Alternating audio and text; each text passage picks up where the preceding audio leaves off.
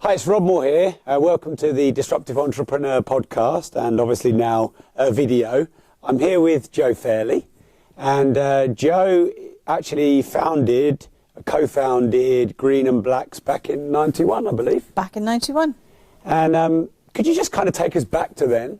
Everyone who's watching is an entrepreneur or wannabe entrepreneur, as you know you've been. So just tell us how it all started. So I was a journalist. I was a former magazine editor. I was used to writing about other people doing things, not doing them myself. Okay. And one day I walked into my husband's office and I found 2 squares of dark chocolate on his desk. He was a whole food entrepreneur with a company called Whole Earth Foods. I married him for his peanut butter, actually. And I put the 2 squares of chocolate in my mouth from this sample bar, and I realised this was the most delicious chocolate I'd ever eaten. And so therefore, I just said, what are you going to do with it? And he said, well, I can't really do anything. It's got sugar in. And basically, I nagged him, and eventually he turned around and said, look, why don't you do it? And so I did. And had you had any sort of business experience before? None. No? I'd run a magazine. As an editor, you are a business person, actually. Of course. To be honest, you have a budget, you have targets, you have aims and goals, and a team of, in that case, 25 people. So actually, I kind of had run a business without really being conscious of it. And had you had a passion for chocolate before then, or was it just you fell in love in that moment? I mean, not particularly. I'd written features about it as a journalist, but sure. I wasn't a chocoholic, right. particularly. I love good chocolate, like most women. Yeah. So the thing that's come into my head is, because I train hundreds of thousands of entrepreneurs, and a lot of them, they've got this passion, they want to do this thing, like bake cakes or make something. I used to be an artist. But then often when you go into business, it's a very different thing, isn't it? Yep. And your passion doesn't always become your profession. But you managed to turn it into a really, well, is it a £100 million brand or something? It is. So how did you manage to take something you loved as a passion and turn it into a real business? I think what was really helpful is that I was in business with my husband, who had a lot of experience. So actually, I was the creative side. Yeah. I was product development. I was the sort of outward facing. So I was PR and marketing, which I understood because I'd been a journalist. Mm-hmm. I dealt with customer service because that's a passion of mine. Yeah. And I was lucky enough to have teamed up with somebody who had great experience and actually an existing business distributing, selling, sourcing, running the operations side. Sure. And I always say to people who are going into business that often I think it's really helpful to have a partner like that, because no single person, in my experience, has both skill sets. Yeah. And so what made us so strong as a partnership was the fact that we each had our own areas of expertise, but they were complementary. Sure. And because we were married, actually, we had this sort of implicit trust in each other as well. And I can still see inside his head, and vice versa. So you're still married then? We're still married, happily married. Yeah. It's, do you think it's easy or viable, or what advice have you got for someone who might be going into business with family members or loved ones? So I think you have got the advantage of that trust. And you know that person very well, so there are no nasty surprises, hopefully. But I think you've got to set some boundaries, because business very often just naturally invades every moment of your spare time. And I always say to people, if you want to shut the door on what you do at 6 o'clock at night, don't become an entrepreneur, because you're going to take it home with you. Right. But I used to set some boundaries we would go for a walk every night after work around Notting Hill, up and down hill, etc. Yeah. And we would kind of spend an hour downloading the day, talking about new products, talking about staff issues, brainstorming, etc. But when we got home, we weren't allowed to talk about it again until next day. My fiancée worked with me for 5 years, and it'd be 8, 9, 10 o'clock at night. I'd be trying to unwind. She'd be in the ear about business. Then when she wasn't in my ear, I was in her ear. Yeah, and you've just got to be really strict about it. Basically, set rules. And same with holidays. Yeah. I'm not going to talk about it on holiday. Yeah. No matter how tempting it is. Turn these off. Yeah. Okay, so could you give us maybe a 5-minute, it's a bit of a challenge, but I know you're good at these interviews, like a 5-minute journey of Green and Blacks from when you started it to when you exited it? So I never really expected it to be honest, to be much more than something that got the health food trade excited. Craig had a great reputation as an innovator in the health food trade. We got a fantastically lucky break very early on with, I got a telephone call on my desk, and it was a buyer from Sainsbury's who invited me to submit Green and Blacks for the next range review. So I went home that night and I said to Craig, hey, Sainsbury's called up today and they want us to submit it for a range review.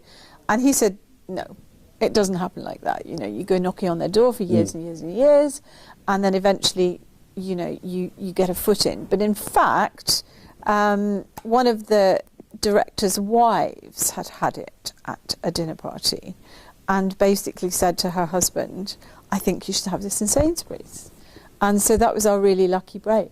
And just before we finish this, because before it goes out of my head, what role do you think luck plays in business? Do you make your own? Well, I think that there are certain opportunities that come along, but I think that I love that phrase, the harder I work, the luckier I get. Yeah, I think Gary Player said it about golf. Yeah, exactly. So we were in the supermarkets at that point. Everybody really wanted to be Sainsbury's. They were the #1 supermarket back in the early 90s. So we grew with them, but also all the other major supermarkets. We continued to grow very, very fast, which is challenging in itself because, you know, you get to a point where all your money is tied up in stock and you can't afford product development, you can't afford advertising, you can't afford really to drive the business forward the way you'd want to.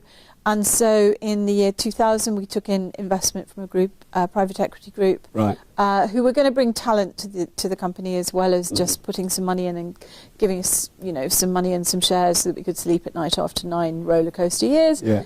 And then in 2005, it was sold to Cadbury's. Right. And then in 2000, are you allowed to disclose how much you sold it for? Absolutely not. In the contract, can't tell you. Of course. Still.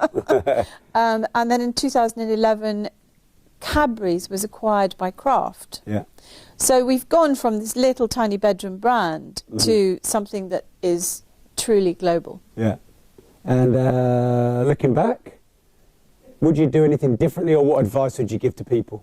I would be much more strategic about exports. Right. Okay. A huge amount of my time was taken up managing our export accounts, partly because actually we became very friendly with many of our export customers. You know, we would meet them at international trade fairs and almost become friends, and we had this incredible network of people who were like international champions of our brand, who truly believed in it, but we were very unstrategic about it. And so and I see this all the time with young companies where they're flattered into selling half a pallet to Slovenia, or, you know, sending 10 cases of something to Finland. Yeah. And of course every single country has its own import duties, import regulations, distribution nightmares, etc. And so you spend a huge amount of time on all this little detail for not very much reward at all. So you're saying that you spread yourself a bit thin. You spread yourself really thin, and people do it because they want to be in all those different countries, because they feel it makes them global. Yeah. But in reality, it's a lot less work, generally, to send 2 containers of something to America or New Zealand or Australia, which we were doing. Yeah. And what we really should have done was focus on those very successful big markets. And in fact, when the private equity guys came in 2000, they took a red pen to our export book, which was very disappointing for some of our overseas distributors. But I think, looking back, it was exactly the right thing to do, because you can't be everything to everybody. Yeah. So I've always had this real interest in the private equity world, and we've built our business, my kitchen table. It's a sort of 10, 15 million pound nearly business now, and it's probably at the stage now where, you know, you could talk about selling, or do you bring in money?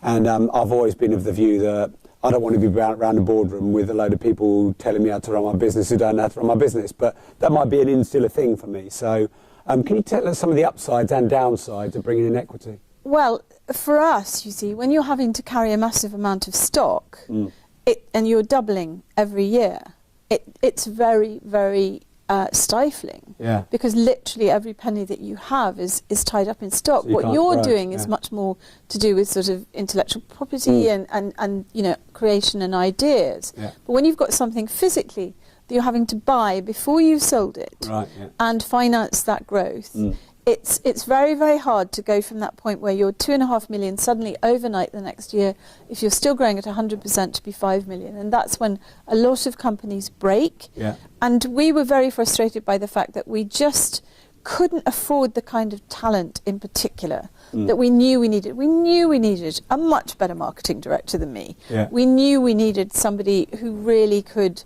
you know, go gangbusters on product development, etc. And so we couldn't afford those people. I mean, I didn't get paid for the entire time we owned Green and Blacks. Wow. Not one penny, because every penny was tied up in stock. Yeah. So, would you go back then, or would you start again and do a big stock holding business, or would you? Because you speak now, and don't my you? new business, which is something called the Perfume Society, which is something else entirely. But all my businesses have been to do with the senses, interestingly. Because I've had a bakery and I've had a wellbeing centre, and now I've got something which is basically our real aim is to help people improve their sense of smell. But I'm very, very adamant about the fact that I do not want to carry a lot of stock. It's risky, with this isn't it? business. Yeah. It's not just risky, it's just like having your cash under the mattress. You know, it's not doing anything for you, it's just sitting there basically. Taking up a lot more space than cash under the mattress, actually. Sure. Yeah. And probably depreciating just as much. Yeah. So, okay then. So let's go back to the private equity question then, because I still really want to. It's great having someone here who's experienced that. So some upsides and downsides of it. Upsides then, growth, get new stock, get talent. Were there any downsides of raising Well, money? for a control freak like me, you know, it's quite hard to give up control. Craig's much more of a kind of Henry Kissinger figure, very diplomatic, able to deal with it, etc. I'm a little more fiery and sort of speak before I think sometimes. That's just who I am. And so were there any boardroom battles? Yeah, there were a couple of boardroom battles, and you know, found myself crying myself to sleep a couple of times, and sort of in the wee small hours, and then eventually Craig leant over at about 2 o'clock in the morning and said, "Honey, you can either have the control or the money." So that kind of got things a bit back in proportion. And do you think that taught you to let go a bit more then? Yeah, absolutely. Yes. Okay, so what advice would you give to someone starting up on their kitchen table with not a lot of money, but a really exciting dream, maybe a bit like you did in 91? I think what I would say to them is that whatever their plan is, the law of the universe seems to be it's going to cost you twice as much and take twice as long to get to where you think you're going to be. So, you know, your plan for year one will probably take you 2 years to get there and cost you twice as much as you think. That seems to be the basic rule of thumb. Yeah, I'm in property, so refurbs twice as long, twice as much. I think, you know, it doesn't seem no matter what you're doing, that's the universe. So I would also say to them that I think, you know, learning from Craig and I having these complementary skills and being there to support each other. I think it's a very lonely furrow to plough sometimes if you're just a sole entrepreneur, because actually it is very hard to do the outward facing stuff and still make sure all the invoices are going out and still deal with the nuts and bolts, etc.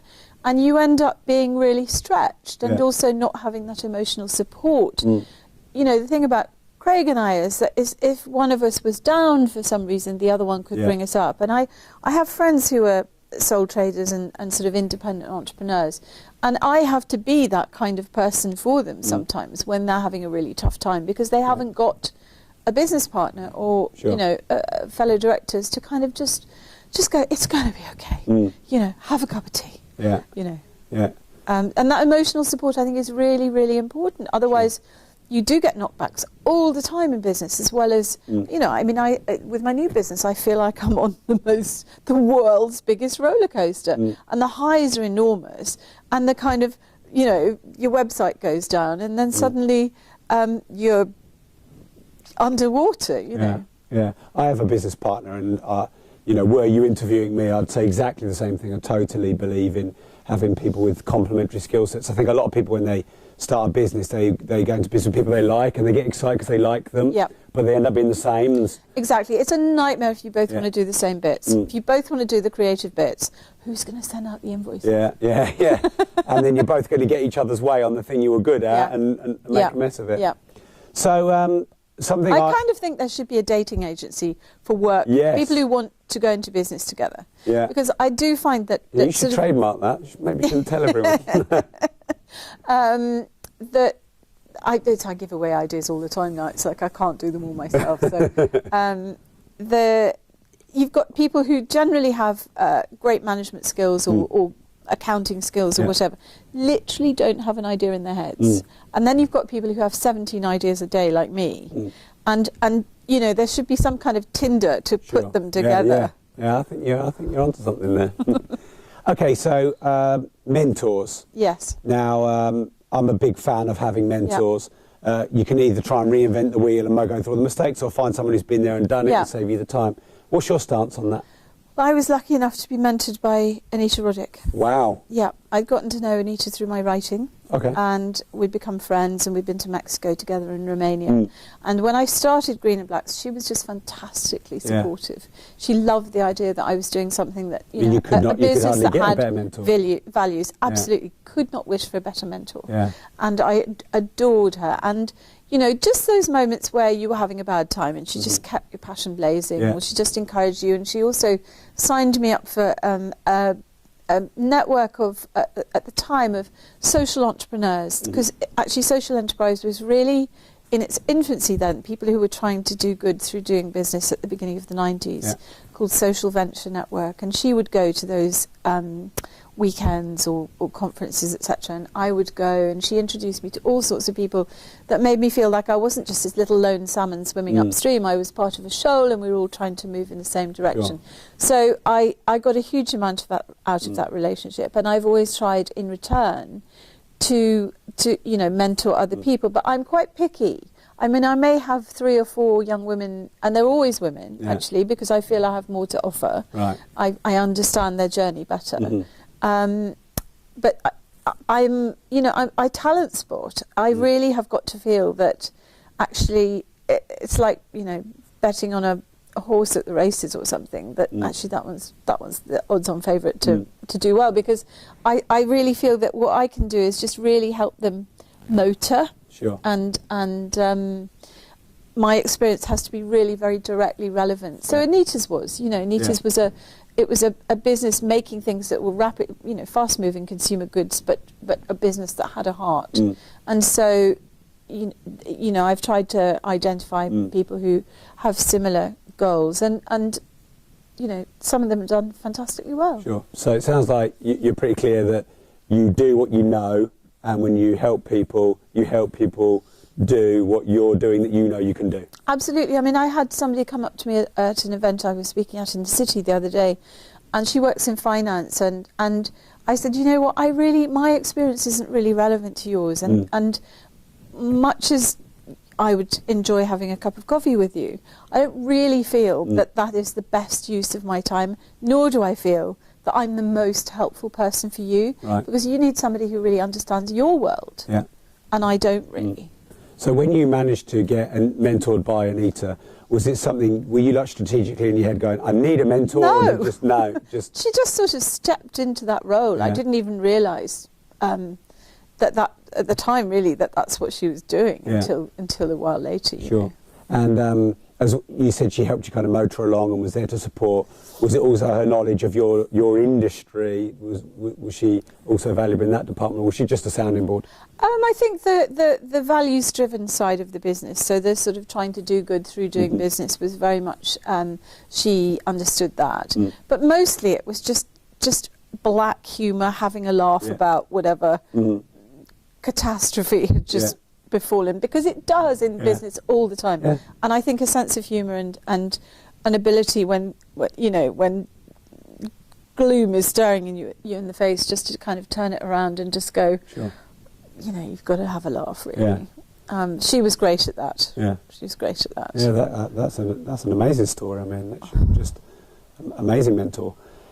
Something that you've been saying a lot, just in the 20 minutes gone already, is sort of the do good and the values and the passion through business. Yeah. That seems to be a recurrent theme. So can you talk about that? Is that the backbone of everything you do? Do you think that's important? Yeah, I do think it's important, and people sometimes say, where did it come from? And I always go, well, I watched Blue Peter when I was a kid. You know, I honestly think it kind of goes back to that, this idea that you should actually try to give something back in this world. And it's not at the expense of making a profit, but I think if you can change the world through business, and I see business wanting to do this more and more and more, and being answerable to people who want business to behave ethically and you know, do some good as well as making money, then that's what you should do. So it's certainly for me an important part of everything I've done is you know, organic, ethical, fair trade, in some way trying to enrich the world and people's lives, and not only about the bottom line. Sure. And how important? But the bottom line is really important. I mean, I always say to people, they come to me with a business plan and they say, right, so we're going to give 10% of the profits to this charity or that charity or whatever. And I go, first, make some profits, but also don't paint yourself into that corner. I mean, sometimes they come and they say, we're going to give 10% of turnover. Yeah. And I go, which might be the whole margin. You have no idea until you're up and running whether that's really going to be your profit margin, you know, because... As I say, all sorts of unexpected costs come in that you perhaps hadn't anticipated. So I think by all means have values, but don't put a price on what you're going to give away. Yeah. And I do see people trying to do that because they want to build those values in at the beginning, and that's all well and good. Yeah.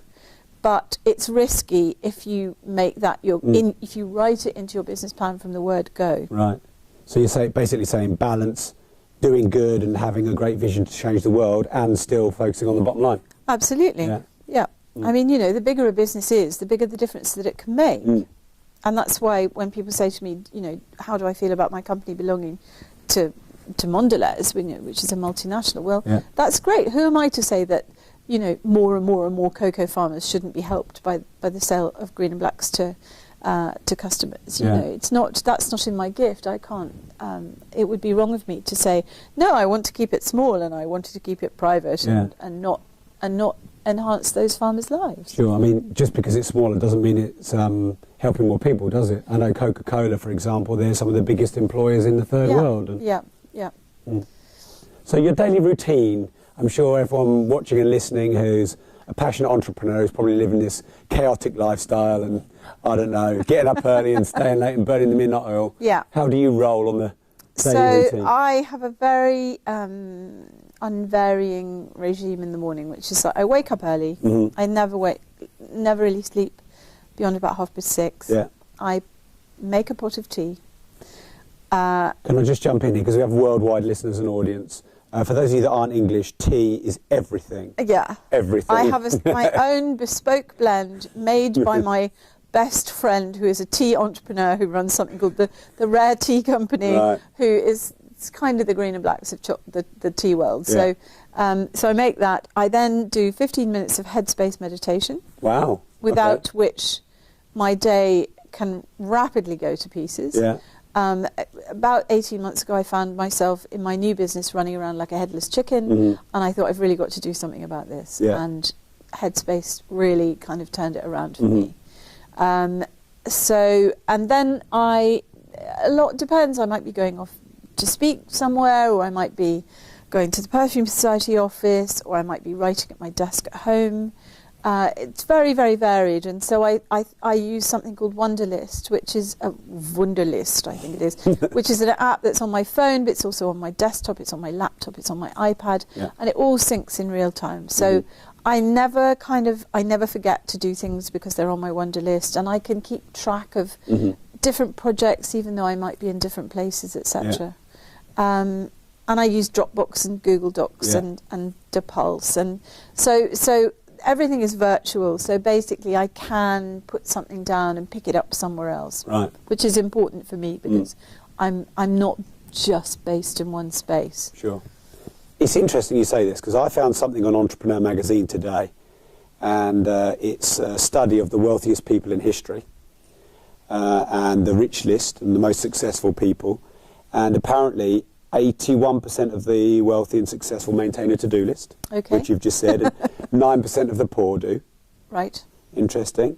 44% of the wealthiest people in the world get up 3 hours before they go to work. Yep. So between 5 and half, 6, which you do. They love to read. Do you like to read? I love to read. It's 86%. And 88% read more than 30 minutes a day. Would you say 30 minutes a day? Yes, definitely. Yeah. Do you read? I read in bed in the morning. I'm reading magazines and newspapers, and I read a book last thing at night, which helps me sleep. Yeah. And I really now have a rule that even when I still have things to do, I leave my desk at 9 o'clock at night. I turn my computer off, and then I switch my phone to airplane mode, because I am incredibly conscious of the fact that staring at a screen keeps me awake when I get into bed.